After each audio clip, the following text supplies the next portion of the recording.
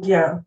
Bien, vamos a empezar desde una óptica muy diferente a la que habíamos dialogado con el profesor Asbun, pero también creo que hay un punto de encuentro respecto a una crítica en relación a lo que está aconteciendo y qué bueno que este seminario pues también pueda ser un espacio de balance acerca de los desafíos, ¿no? Y de las limitaciones que ha tenido todo este proceso que podríamos llegar más que post-constituyente, ya en una etapa distinta, ¿no?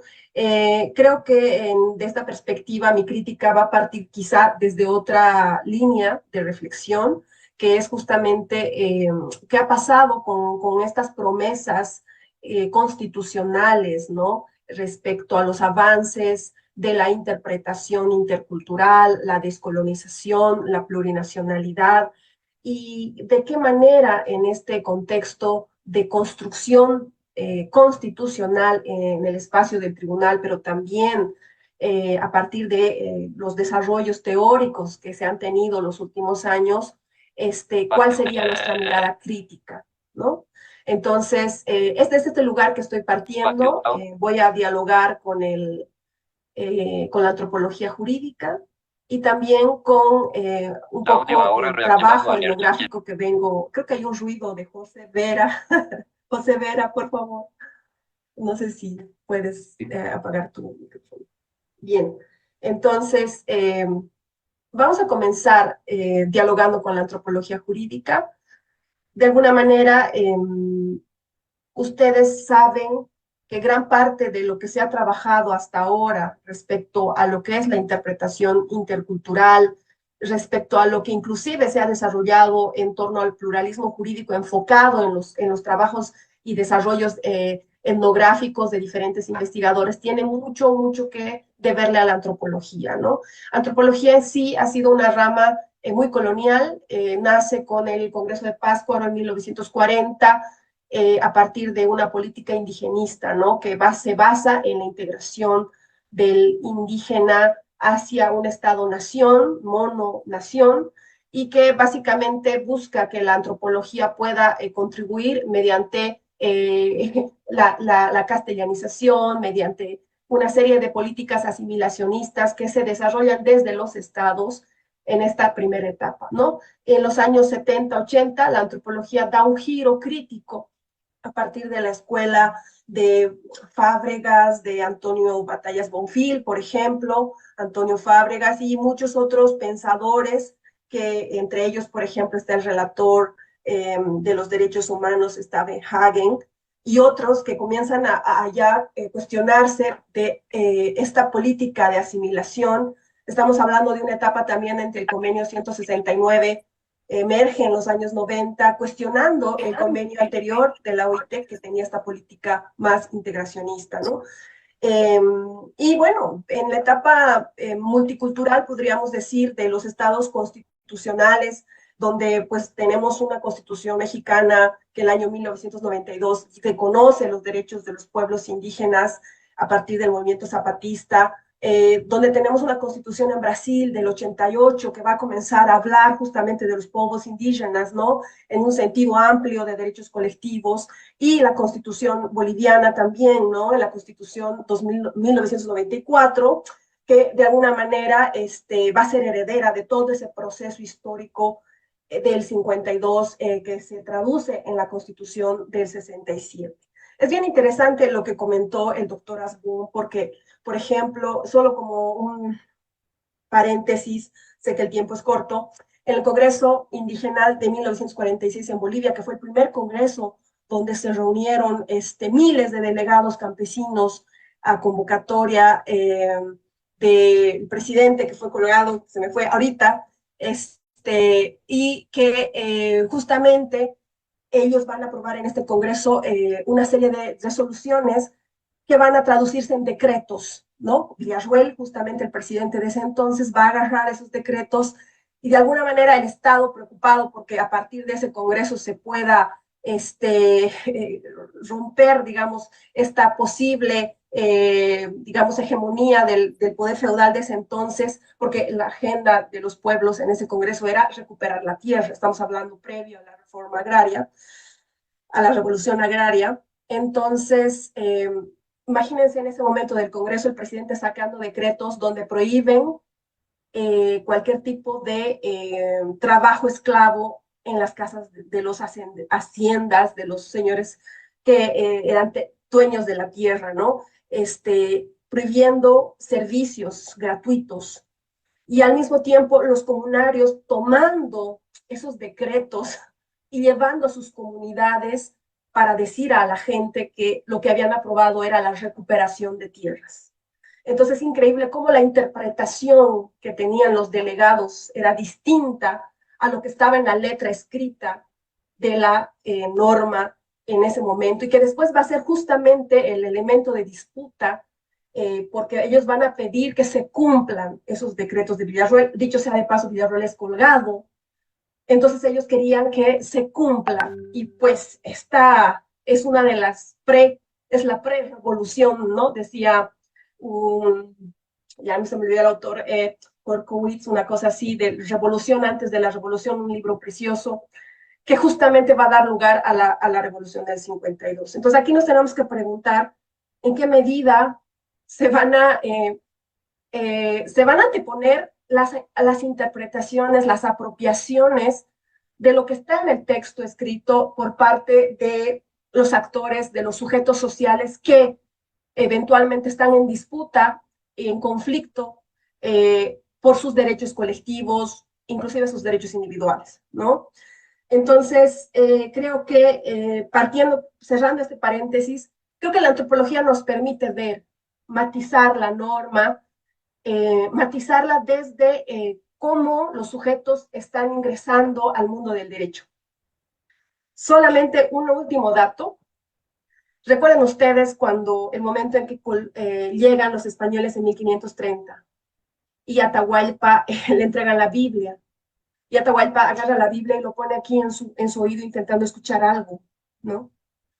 Y entonces, obviamente dice que Dios no me dice nada, y lo que hacen con Atahualpa es, pues, poco menos, bueno, después Atahualpa bota el libro y eso fue pues un grave, digamos, delito para los españoles, lo matan y todo este proceso, ¿no? Pero lo que me interesa ahí, más allá de sus temas, es, imagínense, la Biblia representa el texto escrito, lo que dice, lo que es la ley, la ley moral, digamos, y estaba Atahualpa con su propio lenguaje oral, ¿no? Entonces es un poco la disputa, ¿no? Entre dos, dos formas distintas de constituir el pensamiento, de constituir la realidad, que nos hace voltear la mirada a estas nuevas escuelas de pensamiento como es la antropología jurídica, ¿no? Porque estamos hablando de nuevos enfoques para repensar el derecho, ¿no? No estamos pidiendo una reflexión simplista de reconocer al otro, a ver cómo reciben el sol, si las piedras, no sé qué, sino vamos más al fondo, ¿no? De este momento en el que el lenguaje escrito se disputa con otros lenguajes, ¿no? Entonces, creo que ahí es un poco el desafío de esta antropología jurídica. Hay muchas corrientes, y yo voy a reflexionar un poco desde lo que se ha trabajado en varias, en particular de esta idea de que existe una construcción del Estado plurinacional, de los constitucionalismos plurales en América Latina, que están de alguna manera muy vinculados a el hacer del Estado, cómo el Estado construye una política estatal desde el Tribunal Constitucional, desde la de órgano ejecutivo para construir estos vínculos, esta intercultura jurídica. Y otra es cómo los sujetos y los actores sociales que tienen que ver con estos conflictos de derechos están interpretando y construyendo, voy a hablar muy, construyendo la plurinacionalidad y el pluralismo desde otro lugar, ¿no? ¿Y a qué me voy con esto? Porque una de las principales críticas que le hacemos a esta etapa, ya estamos más de mucho tiempo de vigencia a la Constitución, es que existe un proceso en donde el Estado de alguna manera, no ha logrado construir esa plurinacionalidad y ese pluralismo desde las políticas estatales, etcétera, sino que de alguna manera hay una continuidad de las políticas en las que la labor del Estado es básicamente poner mayores restricciones al ejercicio de derechos colectivos. Y estoy hablando de derechos colectivos, porque si ustedes, bueno, en la maestría recuerdan, sabemos exactamente cuál es el diseño institucional del Estado boliviano respecto a la autonomía indígena, sabemos el diseño constitucional del Estado boliviano respecto a la justicia indígena. Hay una tendencia a cierres, ¿no?, que no logran realmente consolidar lo que el proceso, digamos, de construcción que nos convoca la Constitución es la de aportar desde el punto de vista teórico a una interpretación intercultural. O sea, cómo se ha diseñado esa interpretación intercultural, hasta dónde ha llegado esa interpretación. Voy a dos ejemplos cortitos. Tenemos Ecuador, que ha creado la perspectiva de interpretación intercultural con una serie de parámetros. En Bolivia tenemos la ponderación a partir del vivir bien, con criterios de interpretación, y Colombia, ¿no?, que también tiene criterios de interpretación constitucional desde la interculturalidad a partir de la maximización de la autonomía, ¿no? O sea, hay una serie de desarrollos respecto a este desafío de interpretar. Pero a partir justamente de esos pequeños cambios, nos permite ver con más claridad lo que podríamos reflexionar aquí en esta pequeña charla, ¿no?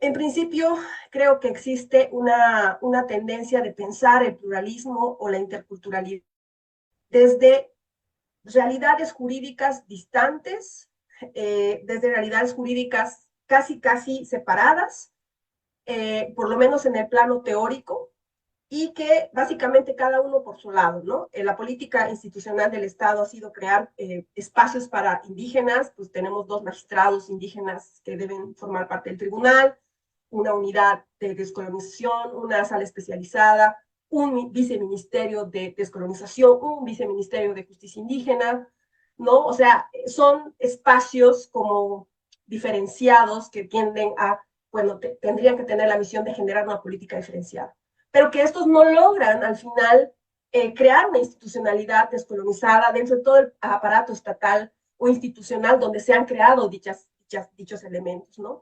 Entonces ahí como que estamos hablando, ¿no?, de paradigmas jurídicos, de pluralismos que a lo mejor en la práctica están, primero, en condición de desigualdad, y 2, están en constante tensión y conflicto, ¿no? Entonces, esa perspectiva, el desarrollo de una jurisprudencia, de una interpretación desde los paradigmas indígenas todavía sigue siendo un horizonte, ¿no? Y muy lejano aún, porque por lo menos desde la jurisprudencia que tenemos, siempre se ha intentado como dialogar, intentar poner categorías indígenas, a ver aquí la ponderación, pero realmente no se ha logrado, digamos, generar un pensamiento propio jurídico, ¿no? Un pensamiento que, por ejemplo, trabaje una juridicidad indígena que impregne a todo el Estado, ¿no? Se piensa, el vivir bien básicamente ha sido el nombre de una ley que tiene todas las características de ser una ley que busca una política más bien desarrollista, que no tendría mucha relación con este paradigma, horizonte alternativo económico-político, que es la ley 300, que le han puesto nombre de vivir bien. Después le han puesto, creo, a una propaganda del Estado impuestos para vivir bien. O sea, hay una especie de enajenación, de instrumentalización de estos términos que han sido vaciados de sus sentidos, y en algún momento se ha desarrollado un sentido propio que pueda impregnar como política de Estado, como indicadores de desarrollo, por ejemplo, ¿no? Entonces, que vaya por lo menos a discutir estos sentidos de justicia, ¿no? En un sentido más filosófico, ¿no? Entonces, por eso les decía que mi crítica es mucho más desde este lado, ¿no? Más bien, sí, desde la interpretación de los sujetos que están siendo defraudados por el Estado plurinacional por el incumplimiento de sus derechos, ¿no? Por ejemplo, recordemos la marcha de la Nación Caracara, que reclamaba justamente que siendo un Estado plurinacional no puedan incluir en sus carnets su identidad. Hace poquito tuvimos un curso de una nación, los Tobas, en Tarija, que igual el registro que tenemos no le permite poner en su carnet Nación Toba, porque según la Constitución solo tiene 36 lenguas y pues Toba no existe. O sea, ese tipo de cosas nos hace pensar que el Estado sigue bajo esas mismas estructuras coloniales tan arraigadamente profundas, ¿no? Entonces, la interpretación intercultural se convierte en un desafío que no compete solo a los tribunales, sino también a la labor de todos y todas quienes estamos en el campo del derecho, quienes estamos apoyando el litigio estratégico, quienes estamos acompañando procesos donde los pueblos están sufriendo avasallamiento de sus territorios en la Amazonía, de actividades mineras que están atropellando derechos colectivos, de una perspectiva integracionista también hacia el mercado capitalista neoliberal que promueve el despojo de los territorios desde los propios indígenas, ¿no? Entonces, esto es parte también de un análisis crítico que tenemos que analizar hacia dónde están yendo los neoindigenismos, ¿no?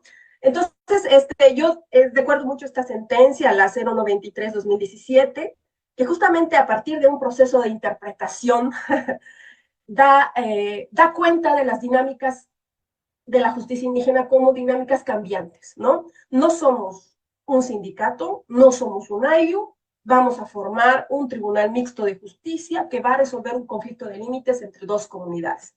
Este proceso de modificación de la institucionalidad jurídica de las comunidades es bien interesante. Lo he visto también en otras comunidades donde las autoridades políticas, digo, las autoridades sindicales, secretario general, la CATA, se vuelven instancias políticas, ¿no? Y más bien la comunidad promueve la creación de consejos de justicia para precisamente enfrentar eso, ¿no? Lo he visto en el caso de Songo, con la conformación del Consejo de Justicia, de Marcela, frente a la Federación Provincial, que estaba más bien con el minero, ¿no? O sea, una cosa de esos fenómenos donde la justicia indígena está como un camino de lucha para ciertos sectores oprimidos, por, en el caso de Songo, por una empresa minera, para proteger sus derechos colectivos, para hacer frente a estas dinámicas de despojo de los territorios, ¿no? Hay muchas cosas que hablar sobre la interpretación. Voy a colocar como preguntas más que afirmaciones. La primera tiene que ver con qué pasa con las herramientas de interpretación intercultural. Primero, los diferentes criterios, por ejemplo, de ponderación de vivir bien. Dice, vamos a tomar en cuenta los principios de la Constitución, pero vamos a también tomar en cuenta los principios de las comunidades. ¿Pero cómo? ¿Cómo hacemos eso?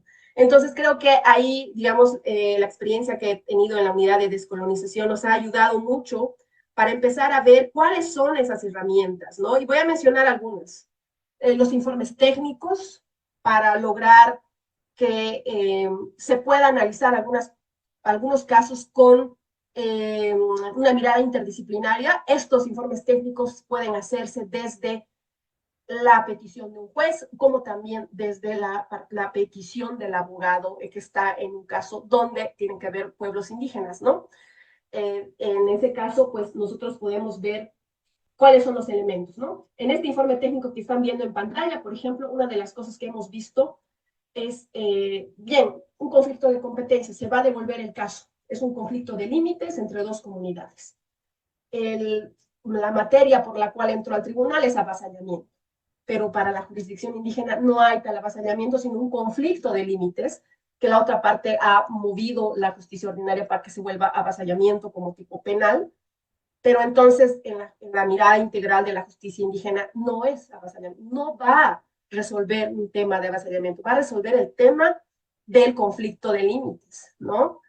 Porque este tribunal mixto se pregunta, ¿qué materia vamos a resolver?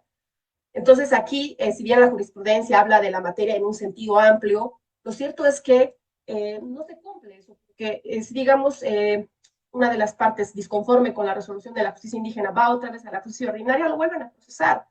O sea, ahorita hay una falta, ¿no?, total de cumplimiento de las resoluciones de una justicia indígena, podríamos decir, por la justicia ordinaria, porque justamente tenemos estas repetidas acciones penales que pueden seguirse investigando sobre un caso que, entre comillas, y así ya es competencia, ¿no? Entonces, aquí la pregunta es, ¿qué materia va a resolver? Y ese es un tema que pues, se puede ver desde la interpretación intercultural. Otro aspecto de la interpretación intercultural que tiene que ver con la historia es cómo vamos a resolver un conflicto de límites cuando estamos hablando de dos momentos históricos tan distintos. Una comunidad reclama un límite que ha sido definido por la revolución del 52, que es justamente de los colonos, y otra parte quiere reconstituir el territorio ancestral de la época, cuando ellos logran títulos de la corona española. Son dos líneas históricas distintas. Y si vemos más profundamente, saliéndonos del jurídico, son dos daños coloniales, primero de la colonia por la expropiación del territorio ancestral, y segundo del propio Estado de 52, ¿no?, a partir de este tema de las haciendas, ¿no?, y del proceso de reforma agraria. Entonces, son dos líneas históricas, son dos daños históricos que se pretende en este caso de justicia indígena resolver y hacer una reparación histórica. ¿Será que todo ese daño colonial que han sufrido los pueblos deberíamos trasladarlo a la competencia de los propios pueblos para ver que él se resuelva su asunto, cuando muchos de esos daños han sido infligidos desde el Estado, desde las políticas coloniales? Esas son preguntas, ¿no? Porque en este caso era un caso de límites que justamente se estaba disputando eso, ¿no? Yo creo que sí es posible en términos de procedimiento, no estoy hablando de la capacidad de los jueces, todo lo contrario. En la foto, por ejemplo, el Basilio, cuando yo estaba en esa reunión, ha dicho, ahí están un grupo de 100 personas, de este lado otras 100 a punto de pelear, violenta físicamente, y él dice, primero vamos a firmar un acta de garantías de que ustedes dos, nadie se va a maltratar, nadie se va a faltar el respeto, somos al final una sola familia, todos firman y recién empieza la inspección, recién se escuchan las partes, y esto tiene que ver con la capacidad de la justicia indígena, con un potencial increíble. Yo entrevisté al juez de provincia de Quime en ese momento, y él me dijo, porque yo revisé el libro de ingresos y tenía como 20 casos, pero Basilio tenía como 15 audiencias al día, y yo decía, tenemos un juzgado de provincia que tiene 20 casos y hay un señor ahí que está con 2, 3 funcionarios, y tenemos a Basilio que tiene un montón de casos y no tiene ni una ayuda del Estado, no tiene nada. Entonces, ¿cómo podemos hacer para balancear? Y lo que me dijo el secretario fue bien interesante, me dijo, pero él no es pues indígena porque él usa zapato, tiene auto. Entonces, estas cosas, ¿no? Que ahí nos preguntamos, ¿dónde está esta idea de esta coexistencia, ¿no?, de un juzgado de provincia y una autoridad indígena, ¿no? Entonces, más allá de la capacidad, estaba hablando de esos daños históricos, ¿no? Entonces, ahí está el acta de garantías que les he comentado, y pues esta idea de la autodeterminación jurídica, que es esa, que ya lo dijo Wolmer, que lo dijeron los que trabajaron Justdiversidad, la antropología jurídica, de que hay pues un derecho que se construye desde diferentes lugares, desde diferentes espacios, que existe, que está ahí constantemente en tensión, en convivencia, porque en la práctica las autoridades constantemente dialogan con las otras autoridades judiciales, y hay un proceso ahí que nos falta, digamos, puentes para generar una reflexión entre estos sistemas jurídicos que nos lleve a la pregunta sobre la interpretación intercultural, ¿no? Porque yo sí soy de la idea de que hay procesos que están ya en el seno de la sociedad. Una cosita básica de carácter teórico, y yo voy a acabar. Wolmer define que hay dos tipos de pluralismo, ¿no? Un pluralismo que es estatal, que es aquel que reconoce el Estado, como el caso boliviano, ecuatoriano y muchos otros. Y hay otros pluralismos donde el monismo vigente desconoce que existen juridicidades ahí.